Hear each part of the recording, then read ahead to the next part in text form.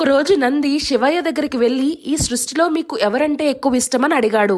అప్పుడు శివుడు మెల్లగా నవ్వుతూ, నువ్వు నిత్యం నాతోనే ఉంటావు కాబట్టి ఎవరంటే నాకు ఎక్కువ ఇష్టం అనేది నువ్వే చెప్పు అని అన్నాడు. అప్పుడు నంది బాగా ఆలోచించి, మీలో సగ భాగాన్ని ఇచ్చారు కాబట్టి పార్వతీదేవి అంటే మీకు ఎక్కువ ఇష్టమని చెప్పాడు. కానీ శివుడు కాదన్నాడు. ప్రథమ పూజ్యాన్ని వినాయకుడికి ఇచ్చారు కాబట్టి వినాయకుడంటే ఎక్కువ ఇష్టమని చెప్పాడు.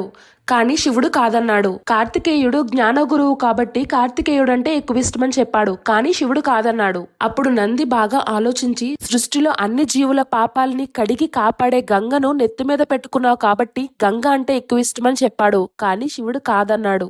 అయితే ఎవరంటే మీకు ఎక్కువ ఇష్టమో మీరే చెప్పండి స్వామి అని నంది అడగగా శివుడు ఇలా జవాబిచ్చాడు.